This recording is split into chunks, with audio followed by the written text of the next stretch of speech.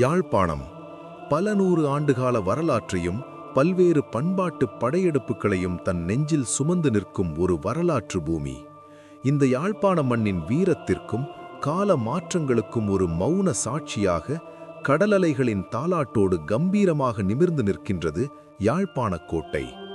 இன்று நாம் பல்வேறு ஏகாதிபத்திய அரசுகளின் அதிகார மையமாக திகழ்ந்து பின்னர் போரின் வடுக்களை சுமந்து இன்று மீண்டும் தன் பழம் பெருமையோடு வீறு கொண்டெழுந்து நிற்கும் யாழ்ப்பாணக் கோட்டையின் முழுமையான வரலாற்றை காணவிருக்கின்றோம்.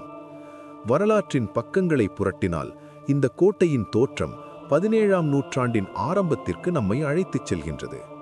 கிபி 1618ஆம் ஆண்டு யாழ்ப்பாண ராஜ்யத்தின் இறுதி மன்னனான சங்கிலியனை தோற்கடித்த பின்னர் போர்த்துகேயர்களால் இந்த கோட்டை முதன்முதலில் நிர்மாணிக்கப்பட்டது.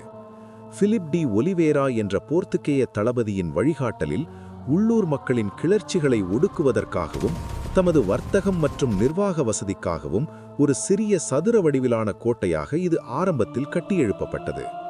அதன் பின்னர் 1658ஆம் ஆண்டு இந்த கோட்டை ஒல்லாந்தர்களின் வசம் விழுந்தது. ஒல்லாந்தர்களின் காலத்தில்தான் இந்த கோட்டை தனது முழுமையான பிரம்மாண்டத்தை அடைந்தது எனலாம். ரைக்கிலோப் வான் கூன்ஸ் என்பவரின் காலத்தில் இது ஒரு நட்சத்திர வடிவிலான, அதாவது 5 முனைகளை கொண்ட மாபெரும் கோட்டையாக விரிவுபடுத்தப்பட்டது. ஆசியாவிலேயே மிகச்சிறந்த முறையில் வடிவமைக்கப்பட்ட மிக வலிமையான ஒல்லாந்தர் கோட்டையாக இது புகழ் பெற்று விளங்கியது. குறிப்பாக இந்த கோட்டையின் மதிர்ச்சுவர்கள் யாழ்ப்பாண கடலோரங்களில் கிடைக்கும் முருகை கற்களை கொண்டு அதீத கலைநயத்துடனும் வலிமையுடனும் கட்டப்பட்டமை இதன் தனிச்சிறப்பாகும். ஒல்லாந்தர்களைத் தொடர்ந்து 1795ஆம் ஆண்டு பிரித்தானியர்கள் இந்த கோட்டையை கைப்பற்றினர். இந்த கோட்டையின் உள்ளே ஒல்லாந்தர் கால தேவாலயம், ஆளுநர் மாளிகை, சிறைச்சாலைகள் மற்றும் பிரம்மாண்டமான மணிக்கூட்டு கோபுரம் என ஒரு சிறிய நகரமே இயங்கி வந்தது. பல நூற்றாண்டுகளாக யாழ்ப்பாணத்தின் அதிகார மையமாக திகழ்ந்த பெருமை இந்த கோட்டைக்கு உண்டு. ஆனால் காலச்சக்கரம் இந்த கோட்டையின் மீதும் தன் கொடூர பார்வையை பதித்தது. 30 ஆண்டுகால உள்நாட்டு சிங்கள பேரினவாத போர் தாக்குதலின் போது இந்த கோட்டை மாபெரும் பேரழிவை சந்தித்தது. குண்டுவீச்சுக்களாலும் மோதல்களாலும் கோட்டையினுள்ளே இருந்த பல பழமையான கட்டிடங்களும் தேவாலயமும் மணிக்கூட்டு கோபுரமும் முற்றிலுமாக தரைமட்டமாக்கப்பட்டன.